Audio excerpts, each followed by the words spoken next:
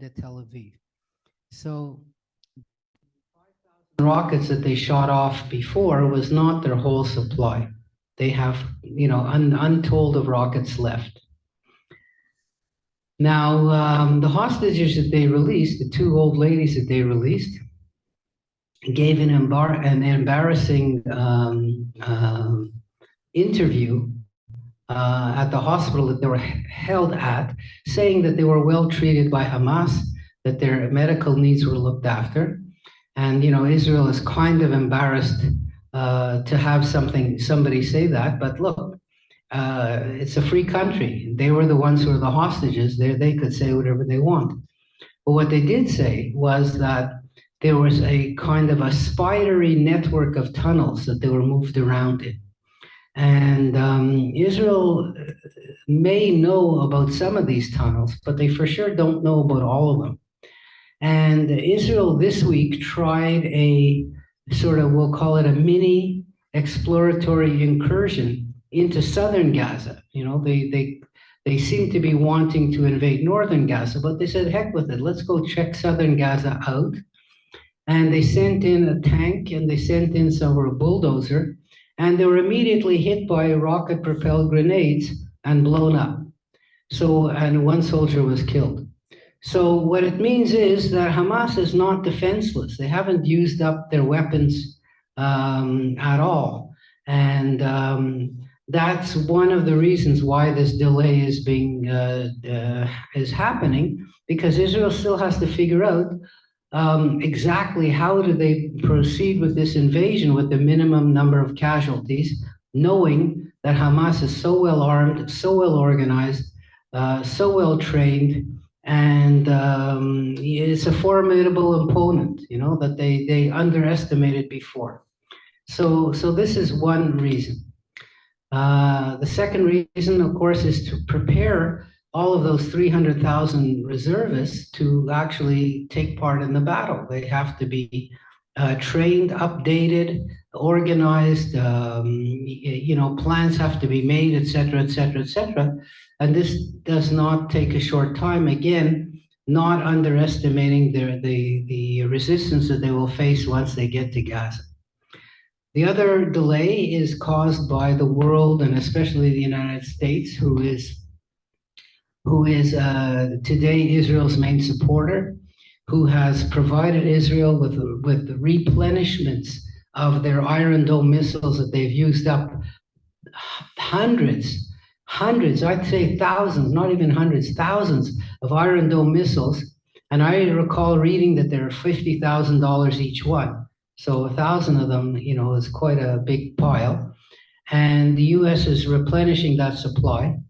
And the US sent over 2 aircraft carriers. But in exchange, the US is asking Israel to allow this negotiation for hostages to take place. Because once the invasion starts, obviously there can't be any negotiations. That's one thing.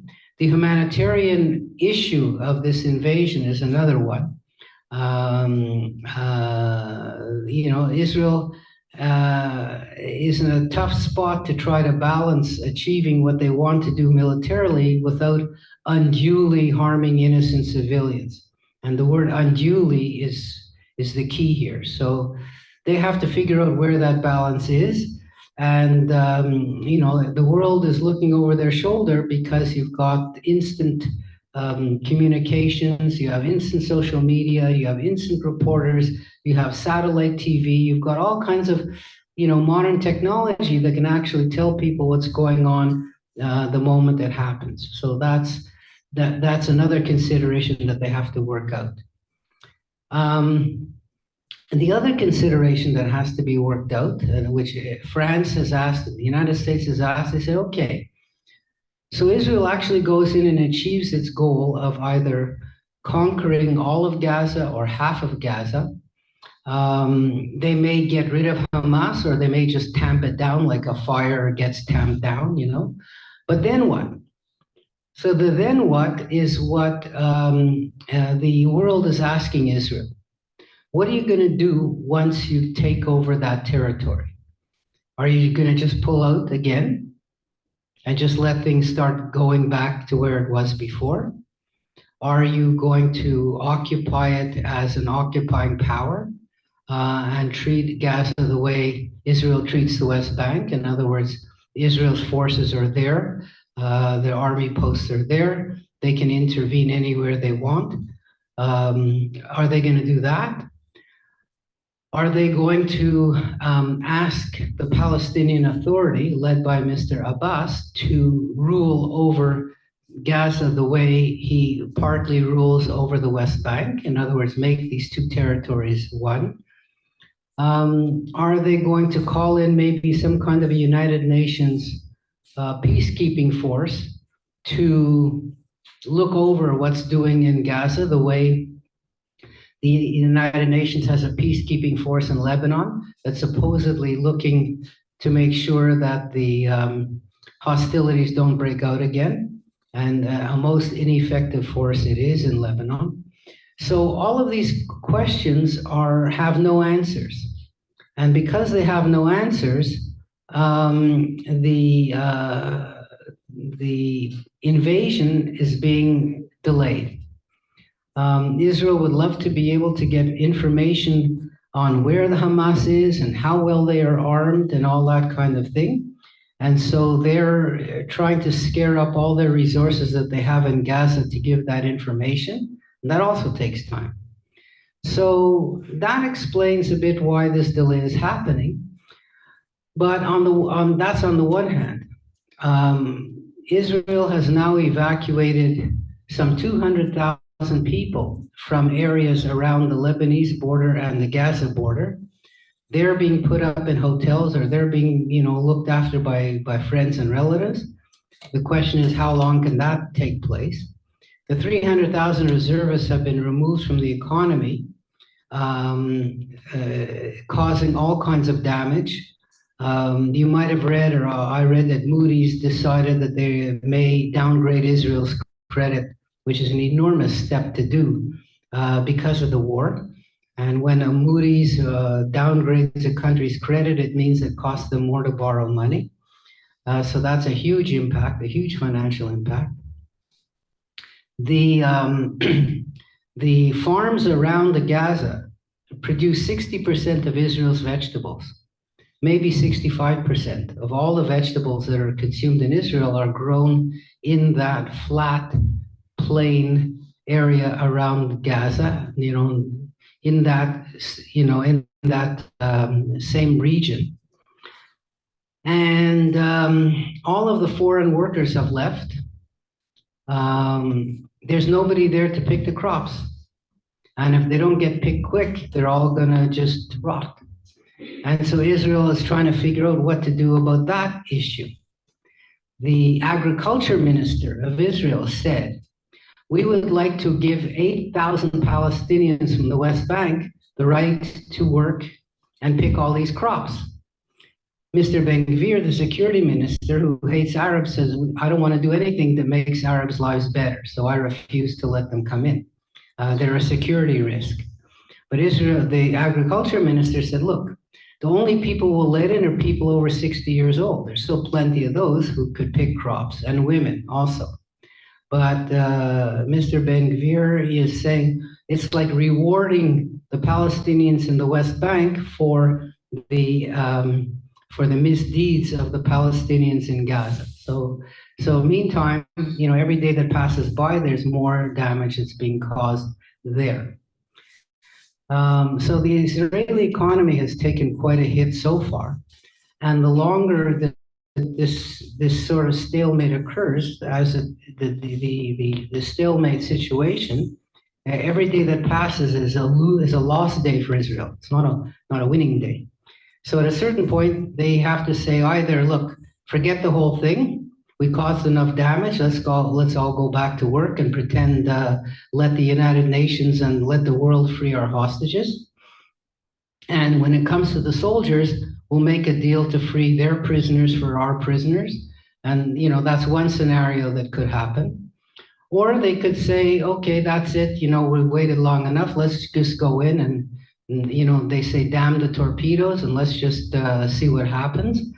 But they were well warned by the United States to say, look, remember the United States, Biden said, look, after 9/11, we were so upset, we were so shocked that these Taliban, these Al Qaeda's could come in from Afghanistan and bomb the World Trade Center with 3,000 people being killed, that we sent our troops out there immediately, and we're stuck in Afghanistan for 10 years with nothing to show for it because we lost what we lost, all the soldiers that we lost, over 5,000. And plus, Afghanistan today is exactly in the same hands as it was before we got there. So he warned Israel, look, before you take steps that are based on emotion, think through what you want to do first, think of what your goals are, and then come up with a reasonable plan, not just for the next 2 weeks, but in the medium term and the long term as well. And so maybe the Israeli government is figuring that out. Also, what happened this week, I'm not sure if it's this week or last week, that the government expanded. So Mr. Lieberman joined the government. His party joined the government. The Israel is Our Home Party. And Mr. Lieberman was a former defense minister in Israel. He represents the Russian-speaking secular population in Israel, and he is a very strong enemy and opponent of the religious parties in Israel who want to impose religion on the whole country. And he's exactly on the opposite, saying, we don't want any religion imposed on the country. Just let people live their lives how they want to live them. So it's clear that there won't be any thing done in Israel while this whole crisis is unfolding that will change the status quo that was there beforehand. In a sense, the writing is definitely on the wall for Mr. Netanyahu and his government. Every single day, new people come up and say, this was our fault. The head of intelligence, the head of the army, the ministers in the government. There's only one person who said, I didn't do anything wrong. And that's, of course, Mr. N, because he just can never admit that he made a mistake, just like his counterpart in the United States, the same thing, never apologize, never look back. And the Israeli population knows it. And the newspapers have written about it. And they said, hey, how come all the people in charge of the army have said, look, we made a terrible mistake. We have to look at everything we've ever done to go back and see not to make this mistake again. And the head of the country, where the buck is supposed to stop, has not said that he did anything wrong. The ladies, those two ladies, those two 85-year-old lady and the 79-year-old lady, they said, hey, like we're sitting right there on the border. We never saw a soldier. Where did all these people, where did they go? What happened? And, if these ladies can criticize the government, how come the government can't accept responsibility? That's kind of what the newspapers are writing there. Anyway, that's the most recent update. There was an attempted sea invasion by Hamas this morning, where they tried to they sent divers, like scuba divers, around the border to try to hit the beaches of Israel, but they were all caught. And also Israel is preparing not just to do a land invasion, but they're also preparing a sea invasion, which actually might be, in a certain sense, the best idea, because the border, the land border between Gaza and Israel is so fortified and so mined, it's got so many tunnels in it, that if Israel approaches from the beaches and they sort of bomb the beach area to clear a path, that might be the best way for them to invade. So that's about the week's update that I could sort of come up with. If any of you have any questions, we'll finish on this maybe subject and see what else we can get to. But go ahead, yes, Bernie. You mentioned that Gaza normally gets around 500 meat trucks a day. Right. And they're only getting 20. Right. Seen pictures of hundreds of trucks lined up. Yeah, stopping? Those trucks are all in Egypt. But who's stopping? Who's stopping them from going into Gaza? Well, Israel has to give its permission for those trucks to come in. Because they say if we can't be sure that those trucks don't contain any weapons in them, we're not going to let them in. We can just bomb the entrance, the border entrance, the way we did before. So that's part of it.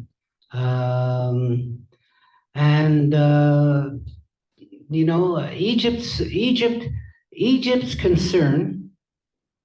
Egypt doesn't care how many trucks go into Gaza. They're all willing to send all the trucks that Gaza needs because obviously they're benefiting, a bit financially from this thing. But what Egypt doesn't want is for the border to be open, physically open, so that streams of Palestinians could just be running across the border into Egypt. These people are desperate. They have no food, no water, no electricity, no nothing. If that border is not tightly controlled, people will just go across it the way they're coming across the U.S., the Mexico-U.S. border. And that's the last thing Egypt wants. Some countries have said to Egypt, listen, if you let these refugees come across, we'll pay to make refugee camps in Sinai. And Egypt said, we don't want these people in our country to make problems. And, many Palestinians are saying, look, this is a sort of a form of ethnic cleansing by Israel. They want to remove Palestinians from Palestine, and we're not going to leave. You might have seen the terrible scene this week. Israel bombed a church. There are very, very few Christians in Gaza, but there are some, perhaps somewhere around a maximum of 2,000 and a minimum of 500 Christians living in Gaza.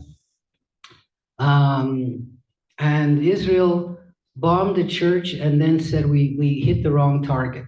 So there were like 17 Christians who were dead. And what's interesting is, when you see pictures of Gaza, you see women always covered in the hijabs. And here these women were just like the women sitting over here. They weren't wearing hijabs, they weren't wearing flowing robes or anything like that. So, for them, of course, it's a tragedy because their community is so small and so weak and so repressed.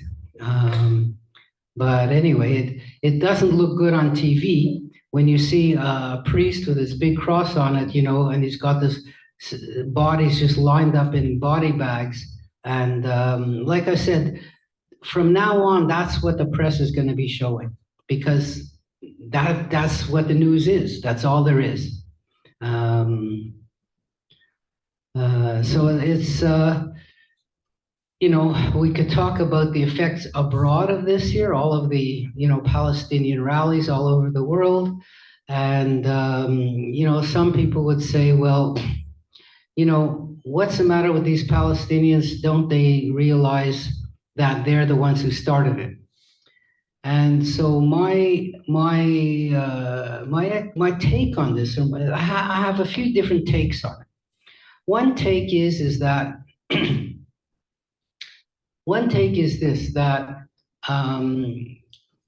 when people are not living in their homes, when they're like, let's say, abroad or in exile, or call it what you want, when they're living abroad, they want to stick up for their people no matter what. It's almost like supporting a sports team. So, if you are, let's say, somebody who always stuck up for the Montreal Canadiens, but you moved to Vancouver, you're going to be even a bigger Montreal fan because, that's the only way that you can express your devotion to the cause that you grew up with and you believed in all the time. So it's a kind of a team sort of identification at one point or other. The other issue and this is a very kind of, I would call it a hard to, what would I say? It's one of these issues of correlation and causation. So, I'm a great believer, and you should also be a great believer, that correlation doesn't mean causation. And in our daily lives, we mix these things up all the time. So Mr. Guterres, the Secretary General of the United Nations, said, look, the Palestinians have been occupied for 75 years. Gaza has been an open prison since 1967. The people are suffering. The government of Israel has not given the Palestinians any kind of fair treatments. And the next thing, which he didn't say, is, so what do you expect them to do? That's the kind of, we'll call it a rationalization, but it's not a causation. In other words, all the things that he said were true. But the but is, and it's a huge but, that doesn't have anything to do with what the attack on Israel did on October 7th. That was an attack that was planned for a whole year. The Hamas had all of its own motivations to do this attack, using or rationalizing or using as an excuse, in a certain sense, the situation, the so-called Palestinian situation. They themselves are the cause of the misery of the people living in Gaza. It's not Israel that's the cause. The Hamas is the cause, because when Israel took Gaza over in 1967, they didn't put any restrictions on the life in Gaza. People in Gaza could have taken a bus to Tel Aviv every single day if they wanted to. People in Gaza could have worked in Israel, and they did work in Israel for years. Israelis could have gone to visit Gaza and shop in the markets, which they did. So it wasn't Israel's occupation per se, which they conquered in 1967, that caused the misery of the Palestinians. It's Hamas's actions against Israel, which forced Israel to take more and more defensive measures to try to block what they were doing. And I have to add, block unsuccessfully, because you could see all these years of blocking didn't do anything, right? This was a policy which cost a lot but achieved very little. The blockade around Gaza since 2007. Yes, it made the people's lives miserable. Yes, the unemployment rate in Gaza is the highest in the world. Yes, they have more children under 18 than they have people living over 18 years old. They really are living in a kind of a slum of 2.25 million people.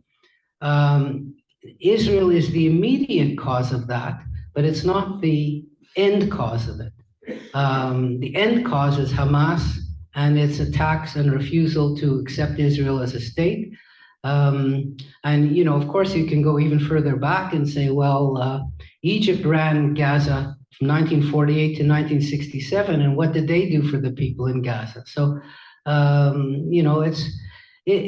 because it's a complicated scenario, you can't put your finger on something and say this caused this, or this caused this, or this caused this. That's what I'm trying to say.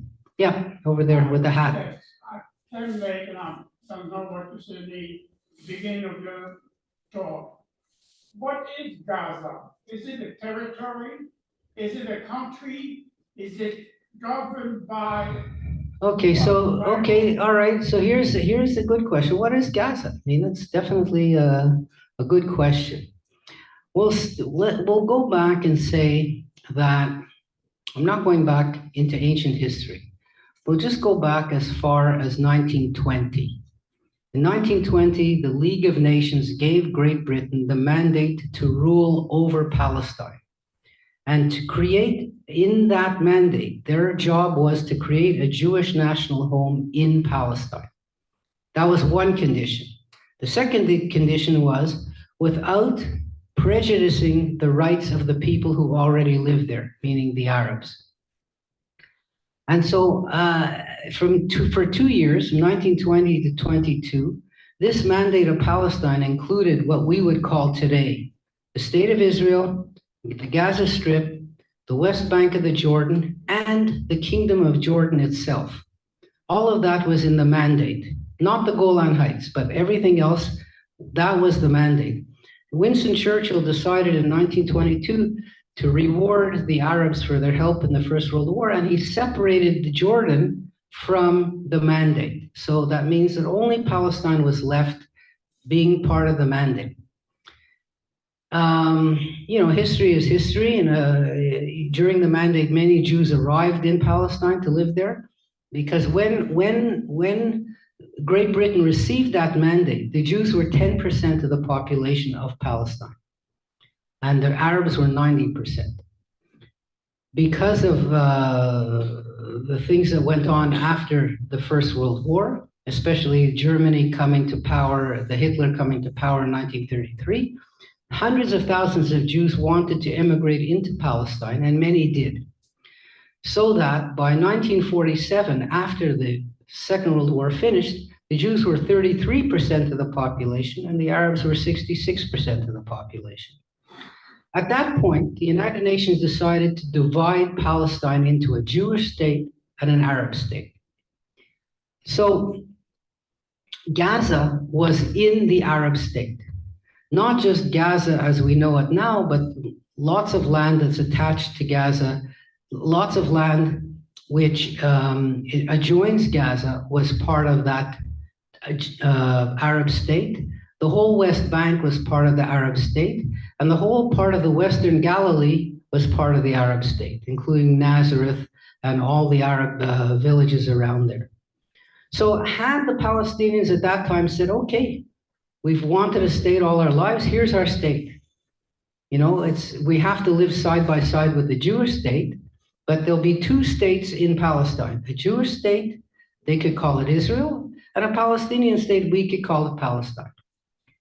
Jerusalem and Bethlehem weren't given to either part. They were supposed to be kept by the United Nations itself as international cities. That's how the United Nations said in 1947. November 1947, there was a vote in the UN. 33-13 voted to accept this plan. The 33 were the Western countries. Israel didn't exist, so Israel didn't have a vote, of course. The 13 who opposed it were mostly the Muslim countries that were members of the UN at the time, including Afghanistan, by the way. But Egypt, Syria, Lebanon, Jordan, these countries all opposed it. That could have been that, right? Israel would have had a very small, weak, we'll call it, state. But, the day after independence was declared on May 15, 1948, the Arabs invaded from all sides, including Egypt. And there was a war that finished in January 1949. So that war was 8 months long, from May, May is the 5th? 5 and 8, 8 months long. Israel lost 6,000 people in that war. So 1% of the population.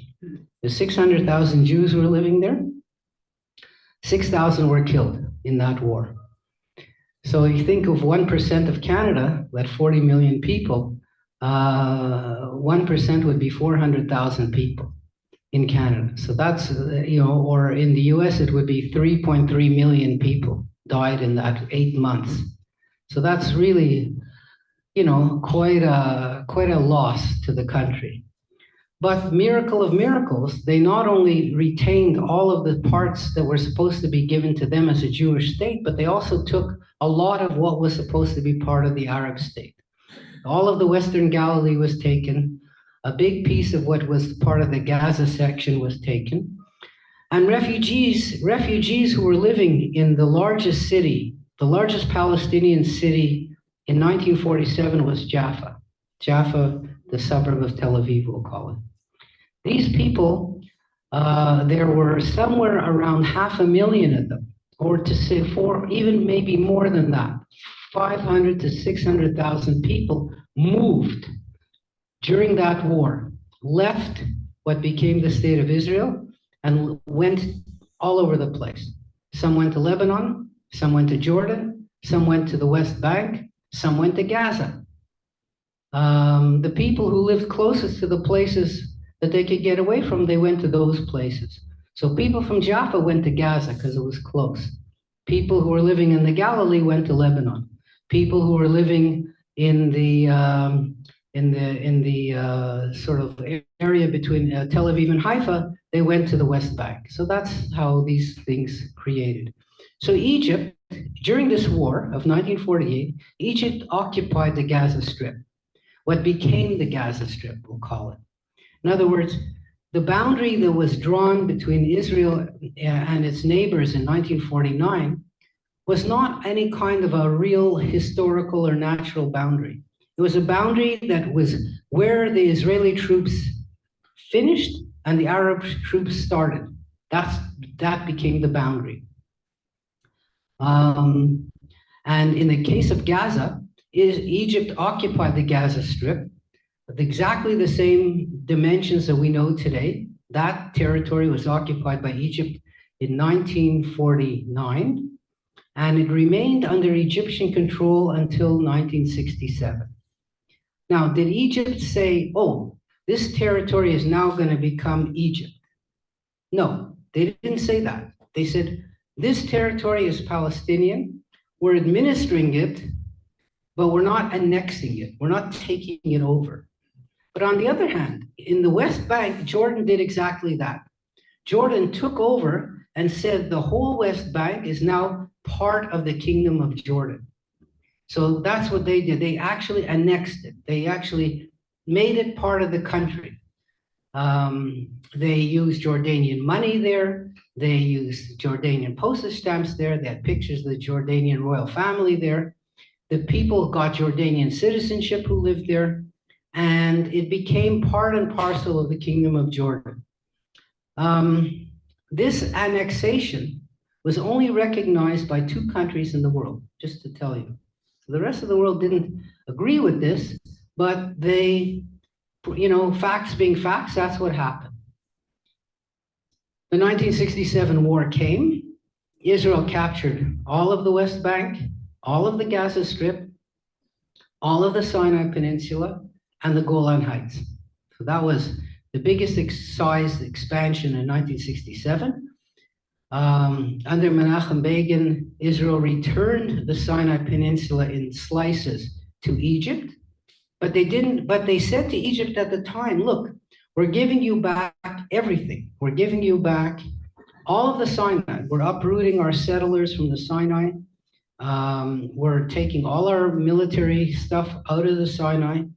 And while you're at it, how about taking Gaza too? Right? That's what they said to Egypt. Why not? Get this headache off our hands. Egypt said no. Egypt said, look, this was never part of Egypt. This is part of Palestine. It's your problem. You figure it out. So that's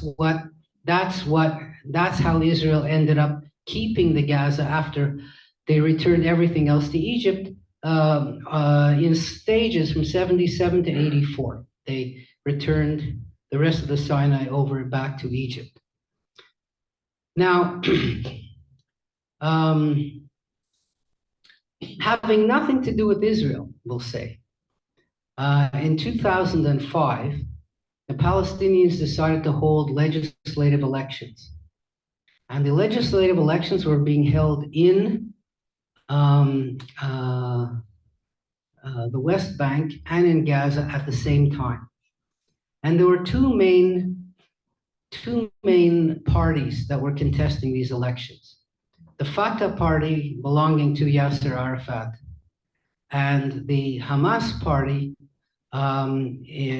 which is an outgrowth of the Muslim Brotherhood. So the Muslim Brotherhood is a movement that started in Egypt in the 1920s.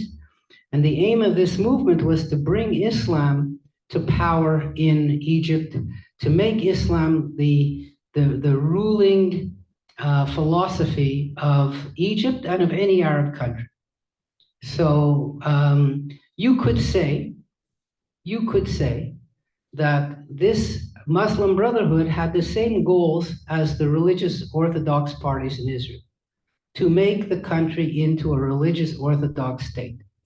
So that way you could force all women to dress appropriately. That way you could have, no such thing as civil marriages. You could have no music being broadcast. You could have all the rules of strict Islam would be imposed on the population.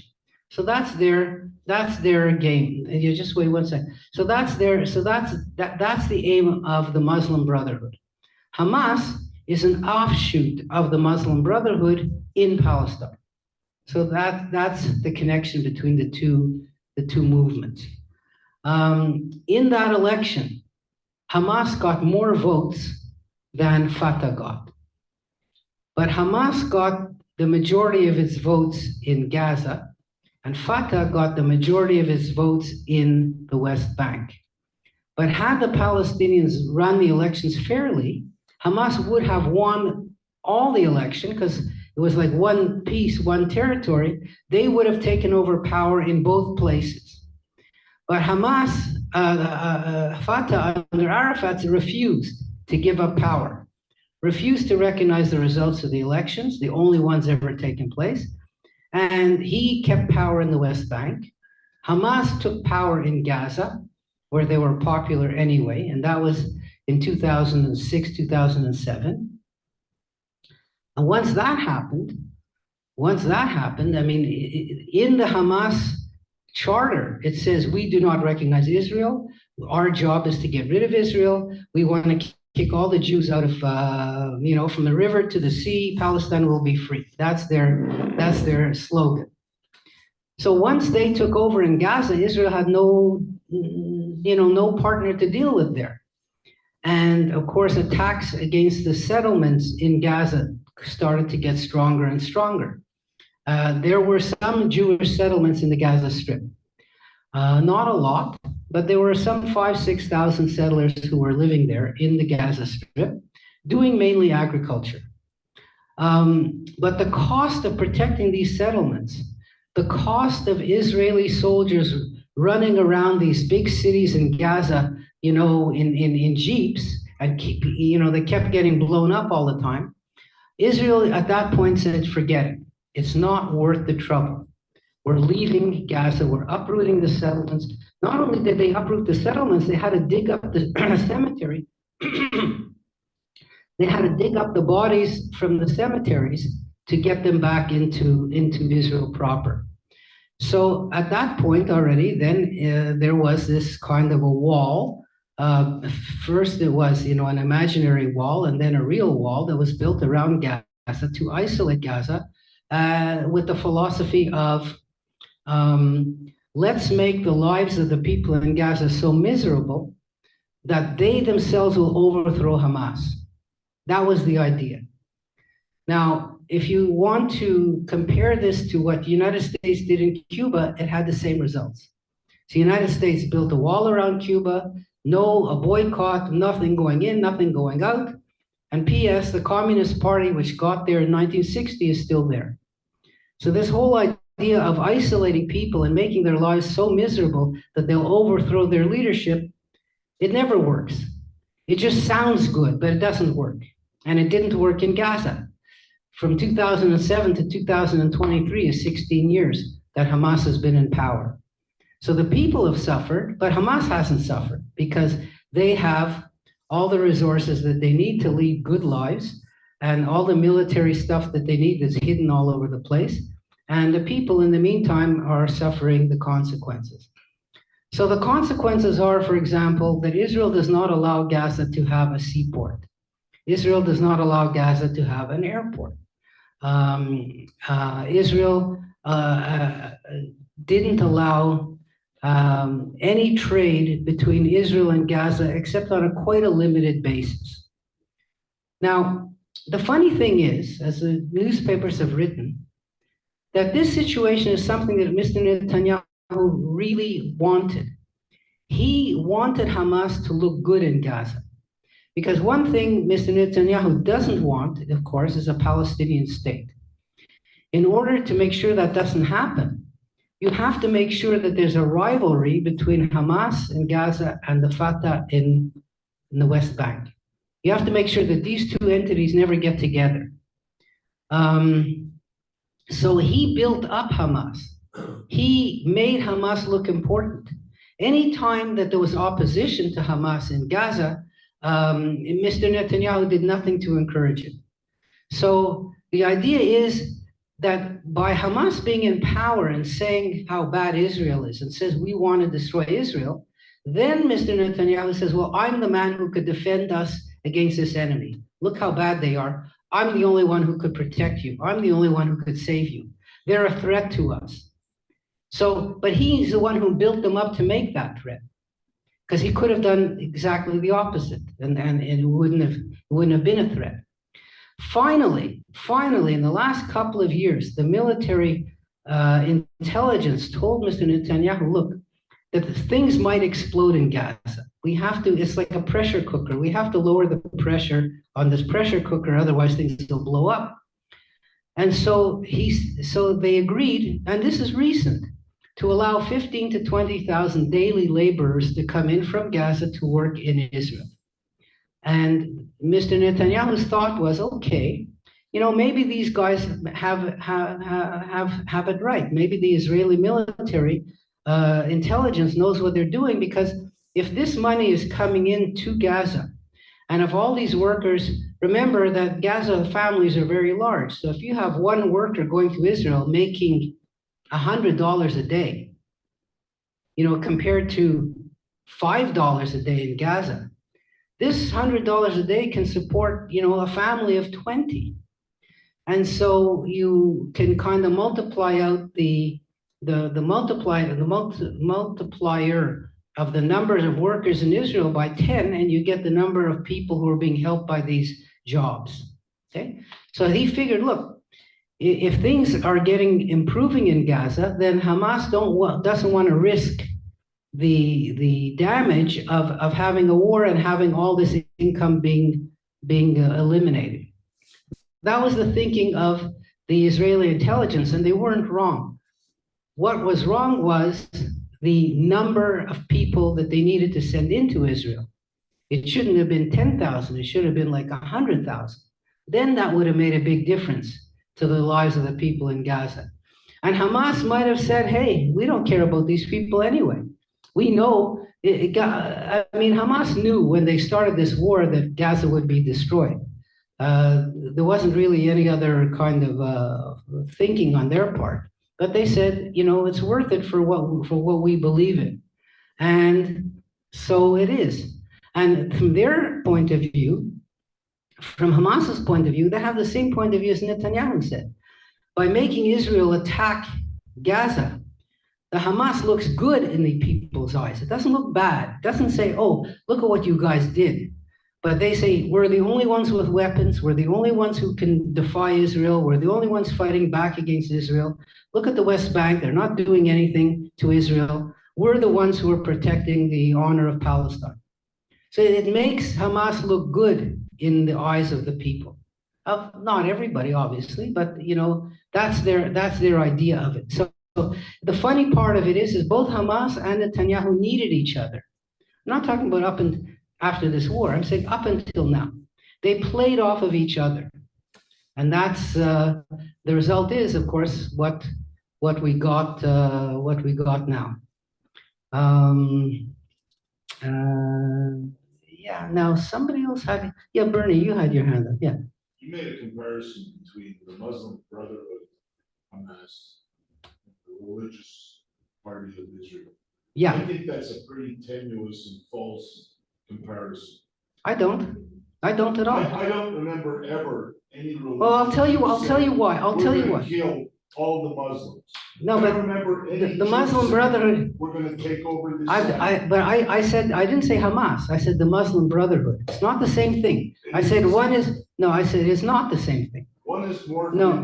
Let me explain to you why it's not the same thing.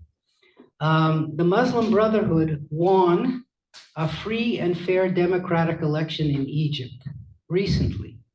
Who was the prime minister? Who was the president who was elected? You remember his name? Morsi. Right, correct, Morsi. So Mr. Morsi, he was the president in a freely elected election, a fair democratic election. He was elected president of Egypt. Now, did Egypt have diplomatic relations with Israel at the time? Yes. Did Mr. Morsi say, I'm going to attack Israel and start a war with Israel? No. So the Muslim Brotherhood is not the same as Hamas. I said Hamas grew out of it. That's what I said. Mr. Morsi was overthrown in a military coup, partly because of his own political naivete or his incompetence. Let's call it incompetence. His incompetence is he couldn't compromise. I mean, this is also one of the things that marks the failure of many political leaders. He couldn't compromise with the opposition.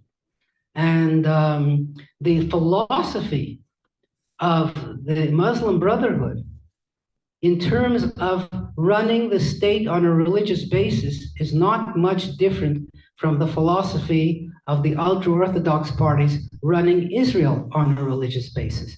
They want the Torah to be the constitution of Israel. They want that the religious law of the Jewish religious law should apply in all of Israel to all the people. And in that way, they're the same as the Muslim Brotherhood. Yeah. I think the point the gentleman was trying to make was that these religious Jews, however fanatic they are, would never even dream of going into a Muslim home and splitting the throats. No, of course not. But I didn't say no. But Hamas is not the Muslim Brotherhood. I repeat it again. They grew out of the Muslim Brotherhood. But they are the Gaza version of the Muslim. Well, they are. You could say that. You could say they're a Gaza version of it. But the Muslim Brotherhood is a kind of a political, philosophical organization that has spread. It's not just in Egypt. That it's all over the Muslim world. But the distinction was out of difference, because when Morsi was elected, one of the first things he said is, "We're going to tear up that peace treaty with Israel." Yeah, but he didn't. But he didn't. He never got a chance to do it. No, he was in office for about 2 years. He was in office for about 2 years. He obviously was told by people like the United States and other funders of Egypt that don't do anything stupid because you're going to be the ones who suffer. That was he had a responsibility to sort of run the country badly as he did, but there wasn't a war between Israel and Egypt. There wasn't killings or any of that kind of stuff. There wasn't seizing of hostages. There wasn't anything. Israeli tourists for a long time continued to go to the Sinai Peninsula, to the campgrounds and all that kind of stuff. The same places that they went to when Israel controlled the Sinai, when the border was opened with Egypt, they kept on going, and they're still going there to this very day. Yes, madam, in the back there. Oh, let's see. Hi. Sorry. Go ahead. No, you're right. And you know what? I can see you so well over here. When I'm standing over here, this light is shining in my eyes so badly that I can't really see what's, on this side. But anyway, go ahead. What's your question? Yeah. I'm getting a picture of what's going on there. The history is what the problems are. But I'd like to know what are your views concerning solutions? Oh boy! So what are my views concerning solutions? Yeah. You know what? It's like yeah. Just for instance. Yeah. What will help is empaths with the Gazans, all those people there who are being shoved together and they're going to help out who are like in situations where I'm not really on that. But other people. I, And another solution, what about the, what about Netanyahu? I don't think he belongs. What is gonna get them out? okay, so let me, I'll tell you what, I'll tell you what I think, what I'm thinking is gonna happen based on what happened before. So I do believe some kind of a deal is gonna be made about the hostages. I think that's the sort of easier problem to solve in a certain sense. Israel in the past have made prisoner exchanges with Hamas. Remember the famous idiotic exchange that they made, 1,000 Israeli prisoners for one guy. And one of the prisoners who was freed is now the so-called head of Hamas in Gaza. He's like the president of Gaza, Mr. Shinwar. So, but based on that, considering there's not just one, but there's 220, considering not this as a soldier, but there's, over 100 and something civilians, Israel, I am sure, would empty out the prisons of Israel in order to get all those hostages back, because they've done it before for less. In other words, you know what I mean? They've done it before for less. Not only that, but at this point, there's so many citizens of foreign countries that are being held by Gaza that all of these foreign countries together are pushing Qatar to do something to make some sort of a deal. Maybe there's money involved, maybe there isn't. I have no way of knowing that. But I do believe that the hostages that are alive, because not all of them are alive, some of them I'm sure died, between the time they were captured and now. I do believe that is the easier solution to come up with. So something will happen sooner or later with these people. That's one thing that I could pretty well figure out. The Netanyahu part, Israel's a democracy. They know what to do. The polls were showing that he was losing even before this war started. So if he himself doesn't resign, which the Israeli public will demand, he will be kicked out in the next election. And remember that because Israel is a democracy, Netanyahu is not a dictator. He's a leader of a party. This party has 30 seats in the Knesset. 29 of those people want to keep their jobs the next election. They are the ones who are going to go to Mr. Netanyahu and say, hey, Mr. Netanyahu, the buck stops here. You better resign. They're the ones who are going to kick him out. You see what I mean? Because they say, if you hang on, our 30 seats in the next election could become 15.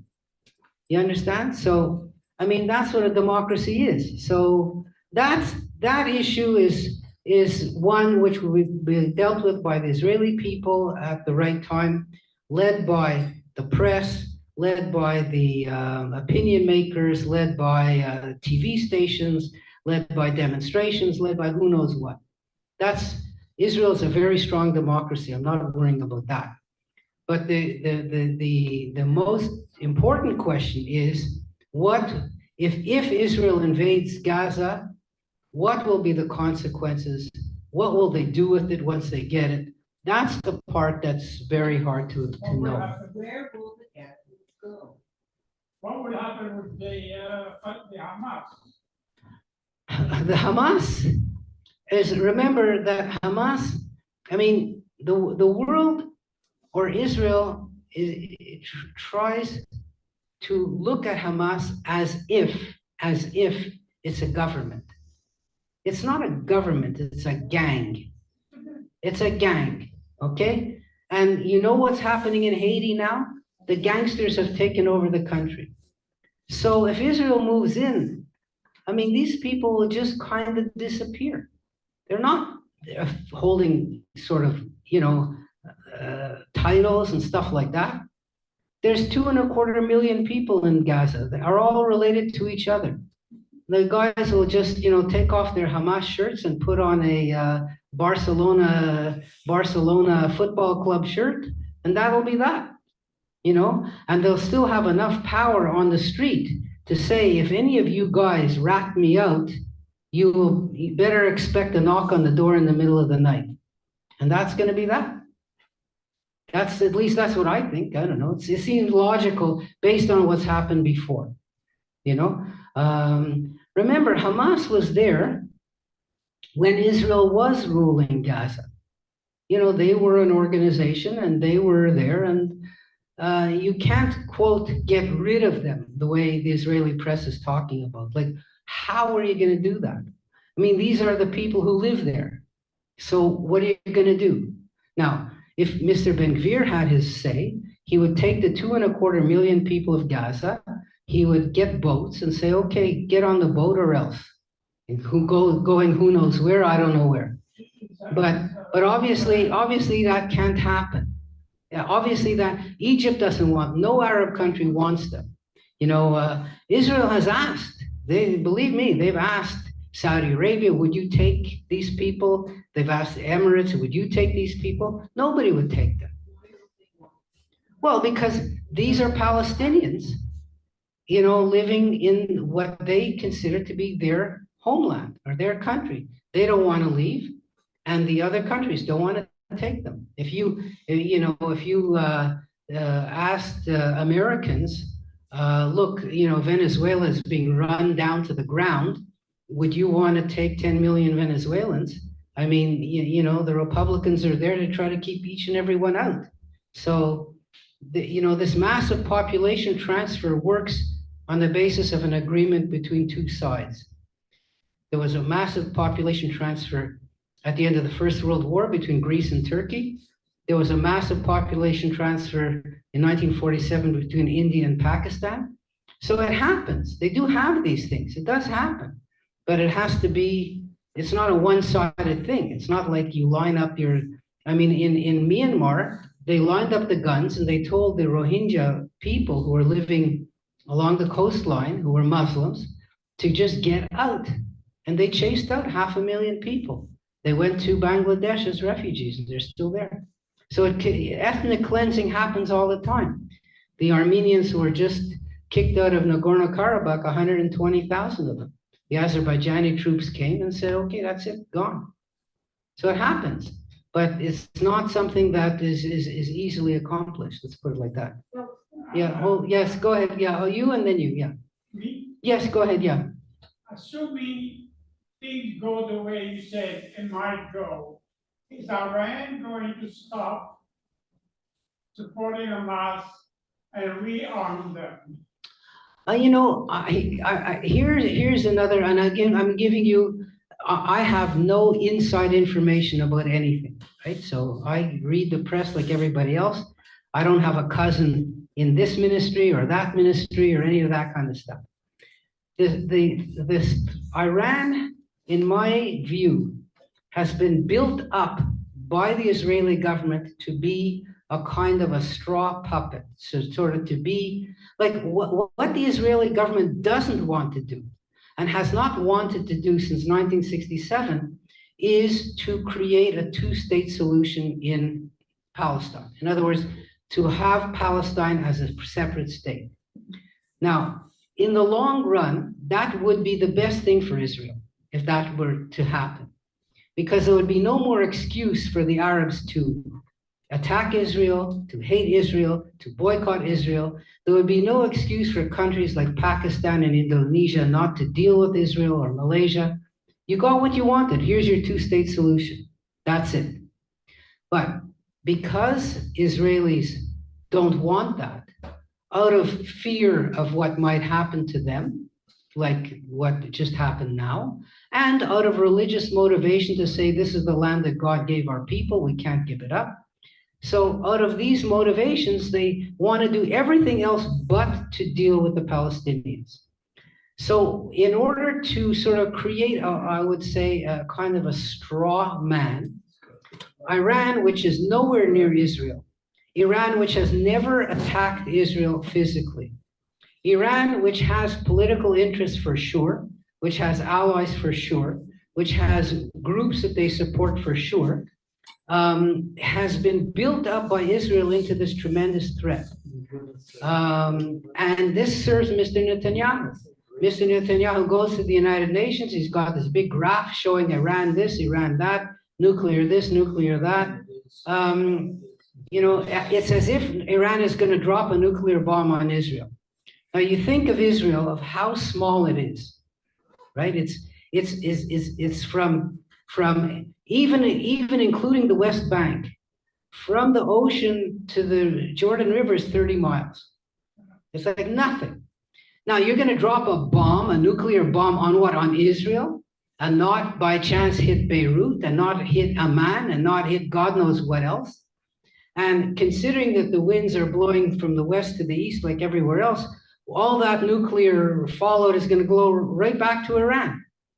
So this idea of Iran as being a threat to Israel is, I'm not saying it isn't, but what I'm saying is that Mr. Netanyahu has built it up to the point so that people could concentrate on Iran and not concentrate on what the real problem is, which is to come to a solution with the Palestinians.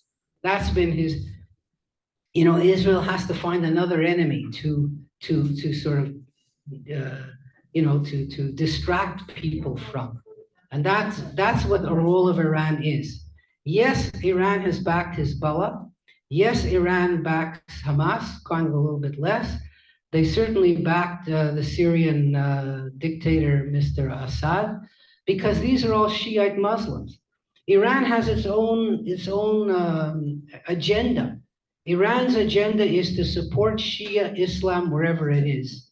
And Shiites are minorities, and we're poor minorities in Syria, and a poor minority in Lebanon, and a poor majority in Iraq. And that was the aim of Iran, diplomacy to support Shia Islam around the Middle East, including in Yemen, including in Kuwait, in Kuwait, and etc., and Bahrain also. So, I mean, for Iran, Israel wasn't the most important thing. Israel was a tool for Iran to use, showing the Arab world and the Muslim world what a great leader of Islam Iran is. So their goal was to promote Shia Islam around the Middle East, using Israel as a kind of a fall guy, as a kind of a doormat to say, we're stepping on Israel. We hate Israel more than anybody else. The people of Iran don't hate Israel. They don't have nothing to do with Israel. You understand what I mean? So again, Iran and Netanyahu play off each other the way Hamas and Netanyahu play off each other. If the moment Iran threatens Israel, Netanyahu says, look, I can save you against Israel. I'm going to the United Nations to say, throw Iran into the garbage. But it's a game. It's not real. That's what I'm saying. That's my opinion anyway. Anyway. Yeah, let's see someone else. Yes, go ahead. Yeah. Your opinion of the role of Putin and China. Oh, well, this is a tough situation for world leaders, because everybody puts a microphone in front of them and says, what do you think? And the moment, because you have two sides against each other, and you have supporters of one side and supporters of the other side, the moment you take sides, you automatically alienate not only one side that's doing the fighting, but all of its backers.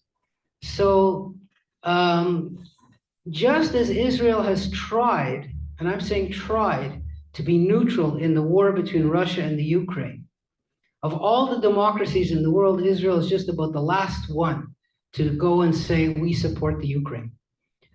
Because they wanted to be neutral. They didn't want to be drawn into that situation. So it's the same thing for countries which are kind of like outside of the immediate vicinity, to do that. Traditionally, during the Cold War, when the Soviet Union was around, the Soviet Union at the very beginning supported Israel's creation because they thought this would be a blow to Great Britain. Once they got over that stage, they said, look, there's more Arab and Muslim countries in the world than there is a Jewish country, namely only one. So they in general supported Nasser and the other Arab nationalist leaders who were opposing Israel. And, that same thinking is still around in Russia today. There's more of them than there are of us, so to speak. China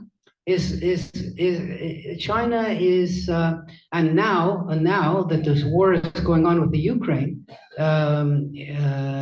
Iran is supplying a lot of material to Russia. They supplied drones that were used in attacking the Ukraine.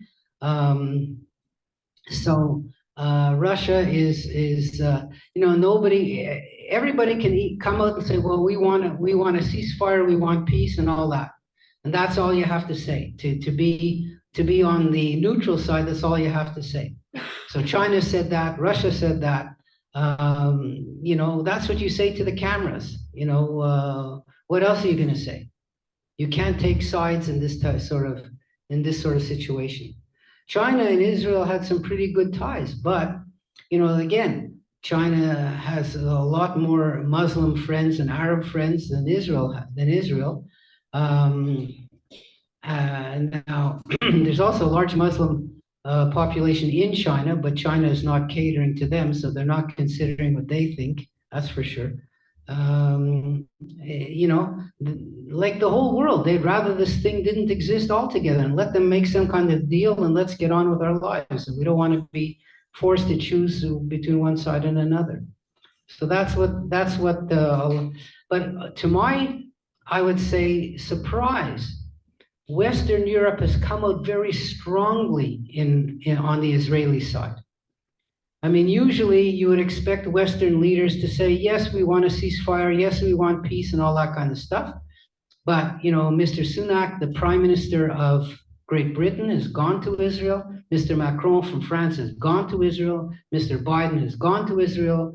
And pretty well all the Western leaders have come out very strongly in favor of Israel's right to defend itself and saying, Israel, look, you got to do what you got to do.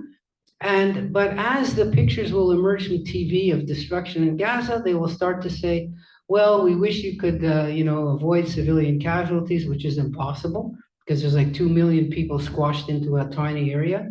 Gaza is more densely populated than New York or than London or any of these places. I mean, it's small. It's smaller than Montreal. I think Montreal Island has, 1 million people living on it? Something like that. 2 million in Greater Montreal, sort of. Gaza is about half the size of Montreal with double the population. So they're really squeezed in there. And, they also don't have they have high-rise buildings, but they're not 60 and 70-story high-rise buildings. So, pretty well every scrap of land is being taken up some way or other. Yes, sir. You just indicated, as you're talking now, that I think you see the ultimate solving this problem as a two-state solution. Am I correct? Do I think the solution of the problem is a two-state solution? I would say in the long run, yes. Given that Jordan is a Palestinian state, 80% at least of the population of Jordan is Palestinian. Given that there was absolutely no demand whatever for another Palestinian state from 1948 to 1967. Right. Given that Arafat said openly, we want a Palestinian state as a step toward destroying Israel. Given that everything the Arabs have done indicate that they have absolutely no desire for a Palestinian state, they just want Israel gone. How can you explain on what basis you think that even in the long run, there is a two-state solution? Okay, it's an excellent question. It's an excellent question, and so many people have asked the same question. And I forgot the military. So many people have asked the same question, okay? First of all, You're right in saying that a large percentage of Jordan is of Palestinian origin. It's not 80%, but it's more in the 50-ish range. Okay, but that's neither here nor there. Because you have countries today, you could say, for example, well, Australia, most of it is of English origin, and New Zealand is of English origin, and Great Britain is of English origin, so why aren't they all one country? You could have people of the same ethnic group speaking. Look at South America. They're all Spanish-speaking people. They're all a mixture of Indians and Spanish. How come South America isn't one country? It's not to you to decide, which country you should belong to. It's obviously, if you ask the Palestinians themselves who are living in Palestine, do you want to be part of Jordan? If you could have your choice, what would be your ideal choice? Would you want to live in an independent Palestinian state? Would you want to live as an Israeli in Israel? Or would you like Jordan to take over the West Bank the way it was beforehand? Most of them would say they would like to live in an independent Palestinian state. The second most would say, we want to be in Israel. We'd like to be in Israel. We would like to be given the same rights in Israel as the Israeli Arabs have, because so far they're living not great lives. And the Israeli Arabs, by contrast, they're living pretty good lives for them, So, and remember that there are 4 million Palestinians living sort of in between Gaza and the West Bank, more like 4.5 to 5 million. They're not going anywhere. And so if there isn't a Palestinian state, then this problem will continue to exist, because these people say, we are a people without a country, and we are being occupied either directly or indirectly. And so what are you going to do about it? You could say it would be nice if they would all move to Jordan, or it would be nice if Jordan took over a few pieces of land that we say they could take over. But that's your solution. That's not their solution. So until they're satisfied, this conflict will continue.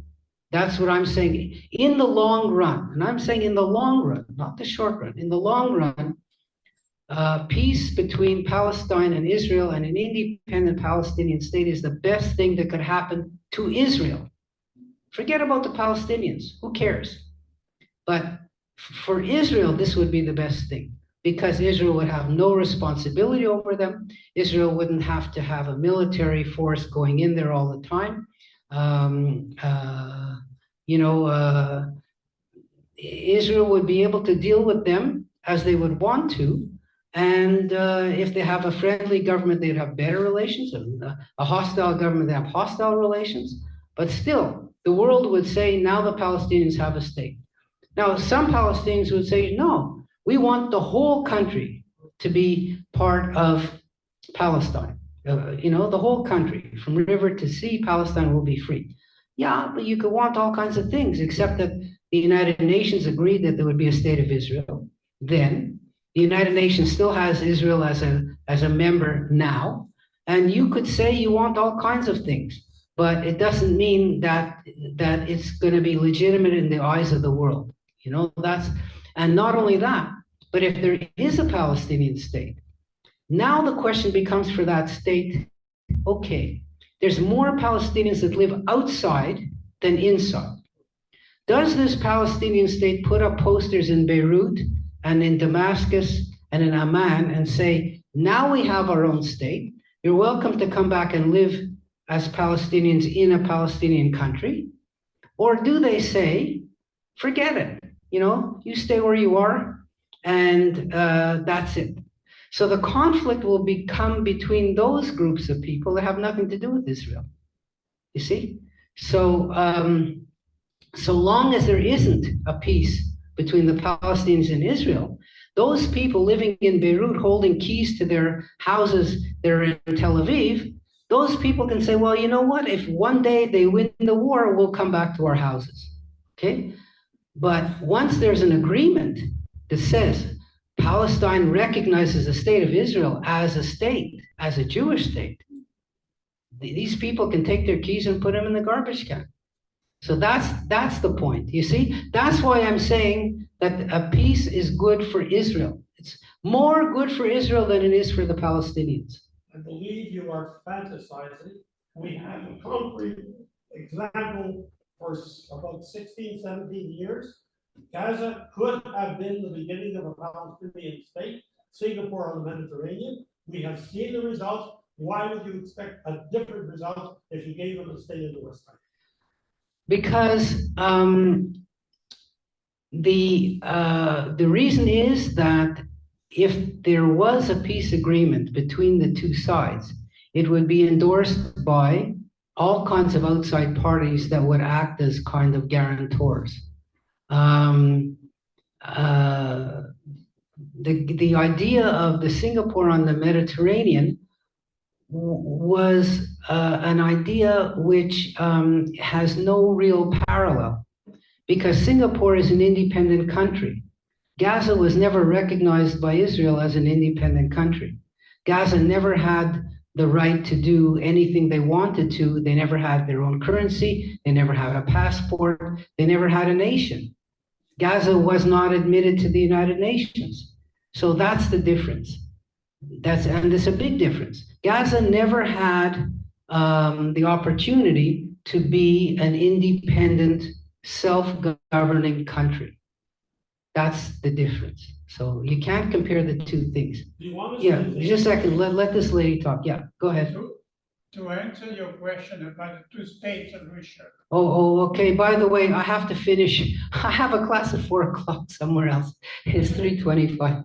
And I have to get there by one. my feeling is, no matter what happened between Hamas and Israel now, Saudi Arabia is going to continue for peace with Israel. Yeah. It has interest to do that because of the railway from Europe via Israel to Saudi, economically very interesting to Saudi. Abbas is going to disappear because Saudi is going to push him away. Saudi Arabia is going to push. Well, him and look, away. just to finish, I do have to leave, but I do want to say this, that one of the main ideas, as I've said before, of this Hamas invasion was to stop the Saudi-Israeli peace that was coming to be. And they figured correctly that if they start a war with Israel, Saudi Arabia can't possibly say, oh, never mind what's happening to the Palestinians, never mind what's happening in Gaza, never mind all the destruction. I'm going to show up in Tel Aviv and shake the hand of the president. That is not going to happen. You see, so they achieved that goal in in the short run anyway. But listen, I have to thank you all because I really have to leave. You can stay and talk among yourselves, as they used to say.